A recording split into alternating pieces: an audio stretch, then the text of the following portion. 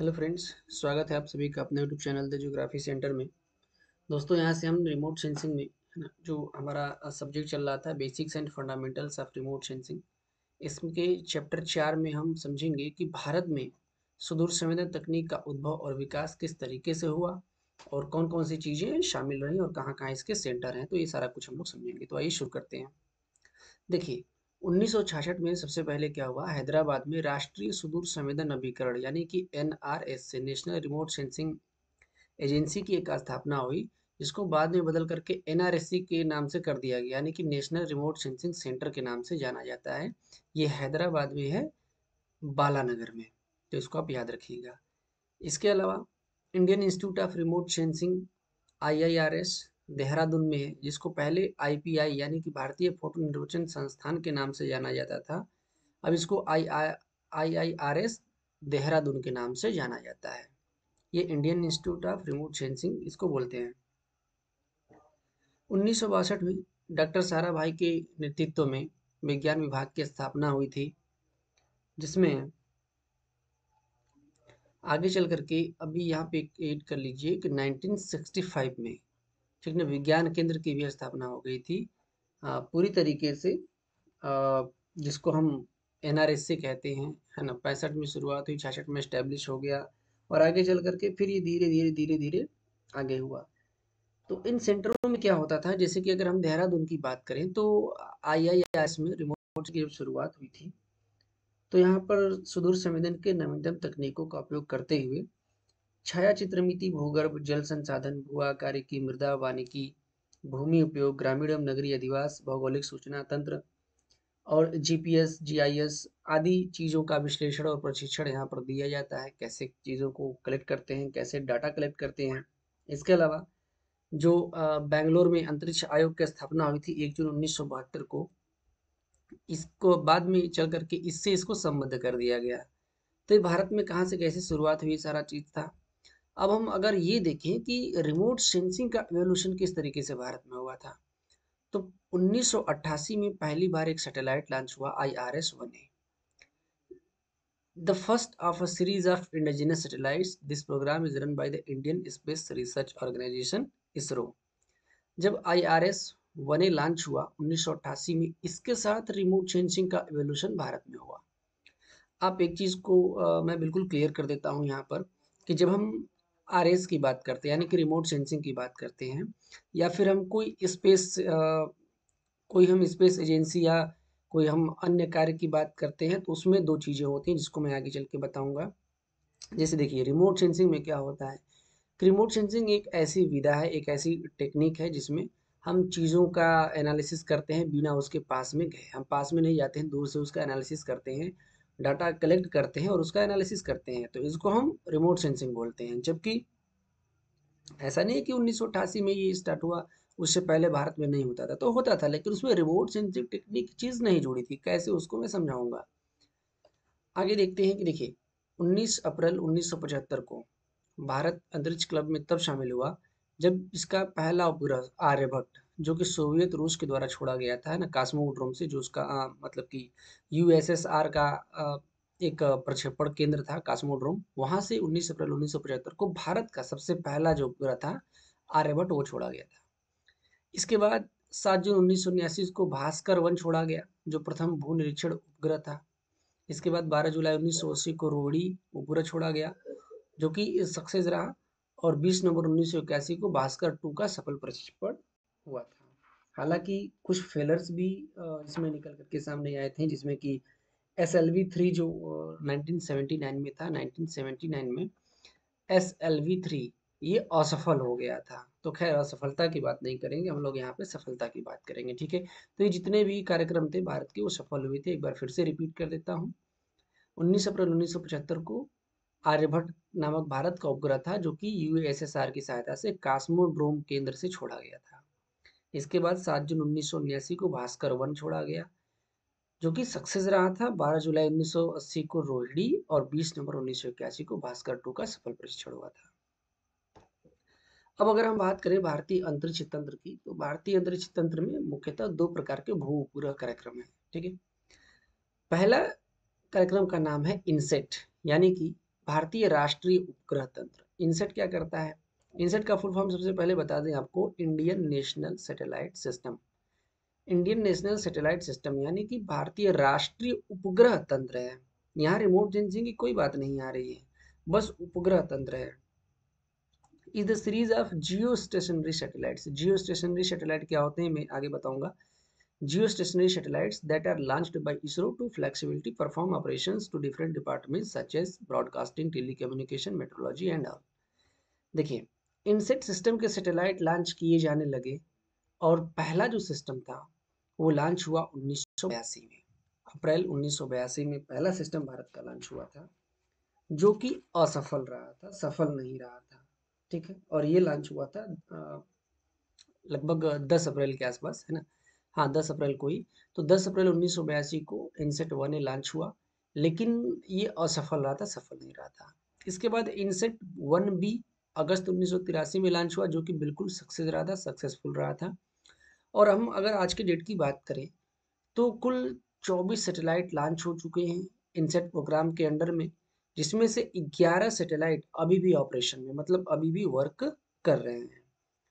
तो ये जो है कि संचार के लिए, परिवहन के लिए, टेली कम्युनिकेशन के लिए, मेट्रोलॉजी के लिए, है ना, इनसे उपग्रह का प्रयोग किया जाता है, जिसमें कि मौसम से संबंधित जानकारी इकट्ठा करना, आकाशवाणी, दूरदर्शन, रेडियो वगैरह की चीज़ों के लिए इनको मतलब लॉन्च किया जाता था, और इससे इस प्रकार का कार्य लिया जाता था। अगर हम इसमें आगे बात करें तो इनसेट 1 ये तो फेल हो गया, इनसेट 1 भी सक्सेस हुआ। इनसेट इनसेट 2 सीरीज के जो प्रोग्राम थे ये भारत में पहली बार लॉन्च किए जाने लगे, जो भारत में निर्मित थे। हालांकि ये तो हमने दूसरे देशों की सहायता से बनाया था अलग अलग, लेकिन इनसेट 2 जो प्रोग्राम था, इनसेट 2 इसको नोट कर लीजिएगा, ये भारत में ही निर्मित प्रोग्राम थे। ठीक है, इनसेट 2 ये भारत में ही निर्मित प्रोग्राम थे, जिनका प्रक्षेपण 1992 के बाद होना स्टार्ट हुआ था। तो इनसेट 2 भारत में बने हुए थे। इसके बाद हम बात करेंगे आईआरएस सिस्टम की, यानी कि भारतीय सुदूर संवेदन उपग्रह तंत्र, Indian remote sensing satellite system इसको बोला जाता है। ठीक है, Indian remote sensing satellite system इसको बोलते हैं। इसकी सबसे बड़ी खासियत क्या है कि ये दुनिया का सबसे बड़ा कॉन्स्टलेशन रिमोट सैटेलाइट है फॉर सिविलियन यूज, यानी कि भारत के नागरिकों के लिए, मतलब कि पब्लिक के लिए, पब्लिक के यूज के लिए, जिसमें कि मिलिट्री वगैरह, युद्ध वगैरह की चीज़ों को हमने बाहर रखा हुआ है, हमारे सरकार ने, गवर्नमेंट ने। तो ये दुनिया का सबसे बड़ा आईआरएस सिस्टम जो भारत चलाता है ना, ये एनएनआरएमएस प्रोग्राम के अंडर में आता है, national natural resource management system. इसमें क्या करते हैं कि देखिए, the IRS satellites provide operational remote sensing data services. Operational remote sensing data service को प्रोवाइड करता है कौन? IRS satellites. अब ये है क्या चीज़, तो इसको समझिए। देखिए, हमने आपसे कहा कि जो इनसेट प्रोग्राम थे, इन प्रोग्राम का कार्य क्या था कि मतलब कि संचार व्यवस्था को हैंडल करना, है ना, टेली कम्युनिकेशन को बढ़ावा देना, प्रसारण के लिए, है टीवी वगैरह पे चीज़ों को दिखाने के लिए, इसके अलावा मौसम संबंधी चीज़ों के लिए इनसेट सिस्टम का प्रयोग किया जाता था। आप एक बात इसमें श्योर है कि इसमें डाटा का एनालिसिस अच्छे तरीके से नहीं हो पाता, क्योंकि उतने आंकड़े मिलते ही नहीं थे कि डाटा का एनालिसिस होगा। लेकिन जब रिमोट सेंसिंग सैटेलाइट लॉन्च होने लगे, जिसको कि मैंने अभी आपको आगे बताया था यहाँ पर, कि रिमोट सेंसिंग जब आईआरएस 1 लॉन्च हुआ तो ये हमें डाटा प्रोवाइड करता था। ठीक है, इसमें हमें डाटा पता चलता था, उसका एनालिसिस किया जाता था। तो ये क्या था कि हम डाटा का हम यूज़ भी करते थे और उसकी आपूर्ति करते थे, जगह जगह चीज़ों को भेजते थे। इसका सबसे बड़ा रीज़न क्या था इसको शुरू करने का, कि जो भी हमारी इकोनॉमी को बढ़ाने वाली जो रिसोर्सेज थे, रिसोर्सेज देखिए, इकोनॉमी कब बढ़ेगी? जब हमें रिसोर्सेज का पता रहेगा कि कहाँ हमें कैसे क्या करना है, कहाँ खेती करनी है, कहाँ हमें डैम बनाना है, तो उसके आंकड़े इकट्ठे रहेंगे, कितना नदी में पानी आ रहा है, कितना हमें जमीन चाहिए, कितना हमें गेहूं की फसल कितनी तैयार हो रही है ना, कितना बागवानी करना है, कितना मतलब क्या करना है, नेचुरल रिसोर्स कितने हैं, इन सभी चीज़ों के लिए, मतलब ये इनसेट क्या करता था, केवल फोटो वगैरह दे देता था, पूरा डाटा का एनालिसिस हम इससे नहीं कर पाते थे। लेकिन IRS सिस्टम में क्या हुआ कि पूरा बाकायदे डाटा हमें मिलने लगा। ठीक है, तो इसी के तहत IRS है ना 1 1988 में इसरो ने हमारे जो देश का बिल्कुल आज जो बिल्कुल वर्ल्ड पे चल रहा है, इसमें इसको छोड़ा गया। अगर हम आज के डेट की बात करें तो इसमें कुल 13 ऑपरेशनल सैटेलाइट्स हैं आज के डेट में। ठीक है, 13 ऑपरेशनल सैटेलाइट्स ऐसे हैं जो सन सिंक्रोनस ऑर्बिट में हैं, और 4 ऑपरेशनल सैटेलाइट्स ऐसे हैं जो जियो स्टेशनरी ऑर्बिट में हैं। ये दोनों ऑर्बिट भी मैं बताऊंगा आपको अभी आगे कि सन सिंक्रोनस ऑर्बिट क्या होते हैं और जियो स्टेशनरी ऑर्बिट क्या होते हैं। ठीक है, तो उम्मीद है कि यहाँ तक की चीज़ें आपको समझ में आई होंगी। चलिए, तो यहाँ से बात करेंगे जियो स्टेशनरी सैटेलाइट की। Geostationary satellites is defined as a satellite that revolves around the Earth in its equatorial plane with the same angular speed and in the same direction as the Earth rotates about its own axis। देखिए, geostationary satellites ऐसे satellites होते हैं जो पृथ्वी के equatorial, जैसे ये अर्थ है, तो अर्थ के विषुवत रेखा के चारों तरफ है ना, इक्वेटोरियल प्लेन में, यानी कि विषुवत रेखा के सहारे सहारे घूमते हैं। ठीक ना, आप समझिएगा। देखिए, ये है क्या, विषुवत रेखा। तो ऐसे अगर घूमेंगे तो ये पोलर हो जाएगा, लेकिन ऐसे नहीं घूम रहे हैं। ये जियो स्टेशनरी सैटेलाइट कैसे घूमते हैं, विषुवत रेखा के मतलब ऐसे ऐसे घूमते हैं, यानी कि जैसे पृथ्वी घूम रही है विषुवत रेखा के सारे सारे ये लोग घूमते हैं। ठीक है, इसीलिए इनको synchronous, they are also known as synchronous satellites because their angular velocity is the same as of the earth of in own axis। इनकी वेलोसिटी भी वही होती है जो अर्थ की होती है। जैसे अर्थ अगर पश्चिम से पूर्व घूम रही है, तो ये भी पश्चिम से पूर्व घूमते हैं और उसी स्पीड के अनुसार घूमते हैं जिस जो स्पीड पृथ्वी की है। आप समझिएगा इस चीज को। जैसे देखिए, यहाँ पर एक सैटेलाइट है। ठीक है, यहाँ पर ये क्या है, एक सैटेलाइट है। तो कुछ फोकस आपको यहाँ दिखाया गया होगा कि ये फोकस यहाँ पे दिखाई दे रहा है, यहाँ यहाँ यहाँ। तो ये क्या करता है कि जैसे जैसे अर्थ रोटेट करती है, वैसे वैसे ये सैटेलाइट भी क्या करता है, आगे बढ़ता चला जाता है। जैसे जैसे अर्थ रोटेट करेगी ये सैटेलाइट भी आगे बढ़ता चला जाएगा। तो इसका जो फोकस होता है, अगर एक जगह यहाँ पर हमने जैसे मान लीजिए अफ्रीका पे लगाया हुआ है, तो अफ्रीका चाहे घूम के इधर आ जाए तो ये फोकस अफ्रीका पर ही इसका रहेगा। तो ऐसे सैटेलाइट को जियो स्टेशनरी सैटेलाइट कहते हैं, या अगर हिंदी में हम इसकी बात करें तो इसी को हम भू स्थिर उपग्रह कहते हैं। भू स्थिर उपग्रह के नाम से हम इसको जानते हैं। Angular velocity of geostationary satellite is π/12 radians per hour. इसकी एंगुलर वेलोसिटी कितनी होती है, π/12 रेडियन पर आवर की स्पीड होती है, और ये काफी ऊंचाई पे होते हैं। Height of geostationary satellite from earth surface is around 35,786 kilometre, यानी कि लगभग 36,000 किलोमीटर की ऊंचाई पे ये स्थापित किए जाते हैं। क्लियर। अब आगे हम बात करेंगे यहाँ पर सन सिंक्रोनस सैटेलाइट्स की। देखिए, एक चीज़ आप कंफर्म समझ लीजिए, जो सैटेलाइट्स, जैसे कि हमने यहाँ पर बताया कि जो सैटेलाइट जियो स्टेशनरी सैटेलाइट वो सैटेलाइट होते हैं जो पृथ्वी के एक ही भाग पर फोकस करते हैं और इसके इक्वेटोरियल प्लेन में घूमते हैं। ठीक है, इक्वेटोरियल प्लेन में घूमते हैं। तो जिस ऑर्बिट में ये सैटेलाइट घूमते हैं, इस ऑर्बिट को जियो स्टेशनरी ऑर्बिट के नाम से जानते हैं, और इन सैटेलाइट को जियोस्टेशनरी सैटेलाइट कहते हैं। उसी तरीके से सन सिंक्रोनस क्या होते हैं कि जैसे सूर्य यहाँ पे, जैसे मान लीजिए कि ये सन है और ये पृथ्वी है। पृथ्वी ये दिन रात घूम रही है ऐसे ऐसे। तो जैसे सूर्य यहाँ खड़ा होकर के पृथ्वी को देख रहा है, तो ये सैटेलाइट क्या होते हैं कि ये भी कहीं यहाँ स्थापित हो जाते हैं। और जैसे सूर्य पृथ्वी को देख रहा है, ये मान के चलिए कि ये सैटेलाइट भी क्या करते हैं, पृथ्वी को देखते हैं कि पृथ्वी कैसे कैसे कैसे कैसे घूम रही है, क्या कर रही है। Satellites in these orbits always appear to follow the same path around the Earth from the perspective of the Sun। Sun synchronous satellites are also known as polar satellites। क्यों polar satellite है भैया, देखो ये पृथ्वी हो गई है ना, ये उत्तरी ध्रुव से दक्षिणी ध्रुव की तरफ घूमते हैं, ऐसे ऐसे घूमते हैं। ठीक, जियो स्टेशनरी क्या थे, जो इक्वेटोरियल घूम रहे थे, लेकिन ये क्या होते हैं, पोलर है ना, ध्रुवों के साइड से घूमते हैं। ठीक, orbits always appear to follow the same path around the earth perspective the sun। ये वही पाथ, ये उस पाथ पे घूमते हैं जिस पाथ पे क्या करती है कि पृथ्वी सूर्य के चारों तरफ चक्कर लगाती है। देखिए जैसे ये क्या है, जियो स्टेशनरी ऑर्बिट है जो इक्वेटोरियल है, लगभग 36,000 किलोमीटर की ऊंचाई पर है। ये इक्वेटोरियल है, ऐसे ऐसे घूम रहे हैं। और ये एक लो अर्थ ऑर्बिट है जो 1000, लो अर्थ ऑर्बिट LEO किसको बोलते हैं, ऐसा ऑर्बिट जो 1000 किलोमीटर से नीचे की ऊंचाई पर कोई सैटेलाइट को हम स्थापित कर देते हैं। तो ये लगभग इसकी दशा ऐसे हो जाती है, आप इमेज में देख सकते हैं। ठीक है। सन सिंक्रोनस ऑर्बिट क्या होते हैं, पोलर होते हैं। ये उत्तरी ध्रुव से लेकर के दक्षिण ध्रुव के सहारे ऐसे ऐसे घूमते हैं। ठीक है। अगर हम इनको SSO, हाँ इनको SSO कहा जाता है। SSO क्यों इनको बोलते हैं, सन सिंक्रोनस ऑर्बिट, यानी कि SSO। ठीक है। ये क्या होते हैं, सूर्यकालिक इनको बोलते हैं, सूर्यकालिक उपग्रह। ठीक। और ऐसे उपग्रह जो सूर्यकालिक की स्थिति में होते हैं उनको, ऐसी कक्षाओं को, जिन कक्षाओं में ये उपग्रह होते हैं उनको सन सिंक्रोनस ऑर्बिट के नाम से भी जाना जाता है। तो उम्मीद है कि सन सिंक्रोनस ऑर्बिट और जियो स्टेशनरी ऑर्बिट तथा सन सिंक्रोनस सैटेलाइट और जियो स्टेशनरी सैटेलाइट में अंतर आपको समझ में आ गया होगा। एक बार फिर से मैं रिपीट कर देता हूँ।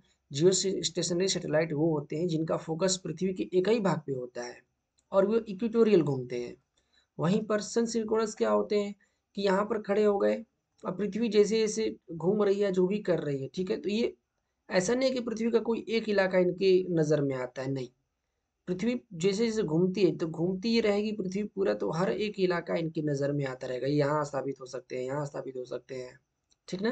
ये पृथ्वी घूम रही है, पृथ्वी का हर भाग, हर इलाका इनके नज़र में आता है। तो ऐसे सैटेलाइट्स को भाई दोनों की ज़रूरत है ना। देखिए 24 आवर हमें क्या करना है भाई, हमें ये भी देखना है, जैसे मान लीजिए कि हम बॉर्डर की बात करें, भारत चीन का बॉर्डर है, तो 24 आवर हमें देखना है कि उस बॉर्डर पे क्या हो रहा है। तो एक सैटेलाइट ऐसा होना चाहिए जो लगातार उस बॉर्डर पे ही फोकस करके रखे। तो हम किस प्रकार का सैटेलाइट यूज़ करेंगे, तो हम वो सैटेलाइट यूज़ करेंगे जो अपना फोकस लगातार उस पर रखे। तब हमें क्या करना पड़ेगा कि जियो स्टेशनरी सैटेलाइट यूज़ करना पड़ेगा। लेकिन हम चाहते हैं कि पूरी पृथ्वी पर हम देखें कि क्या हो रहा है, तब हमें क्या करना पड़ेगा, तब हमें सन सिंक्रोनस सैटेलाइट का प्रयोग करना पड़ेगा। और ये 600 से 800 किलोमीटर और मैक्सिमम लगभग 400 किलोमीटर तक भी स्थापित कर दिए जाते हैं। तो सन सिंक्रोनस सैटेलाइट की ऊंचाई कम होती है, जियो सिंक्रोनस सैटेलाइट्स की ऊंचाई जो है कि बहुत अधिक होती है। ठीक है। तो अब हम बात करेंगे यहाँ से भारत के अंतरिक्ष कार्यक्रम के केंद्र कहाँ कहाँ पर हैं।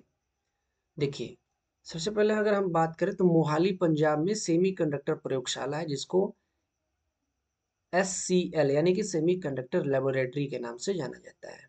वहीं हम दूसरा बात करेंगे जोधपुर, तो इसको पश्चिमी RRSC बोला जाता है। उदयपुर सौर वेधशाला है, यहाँ पे देखिए इसकी लोकेशन यहाँ पर दिखा रखी है। माउंट आबू में इंफ्रारेड वेधशाला है, ये कभी कभी एग्जाम में भी आता है, इसलिए मैं आपको बता रहा हूँ। अहमदाबाद में अंतरिक्ष अनुसंधान केंद्र SAC है।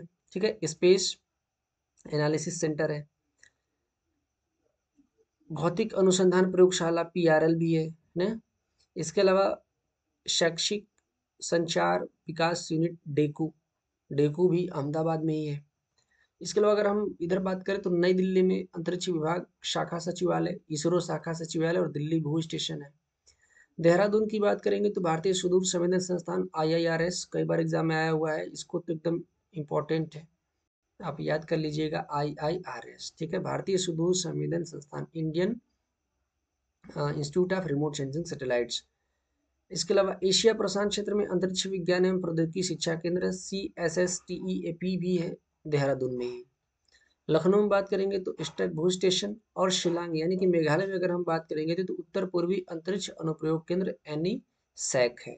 ठीक है, इसको SEC के नाम से जानते हैं, याद रखिएगा, जो कि शिलांग में है।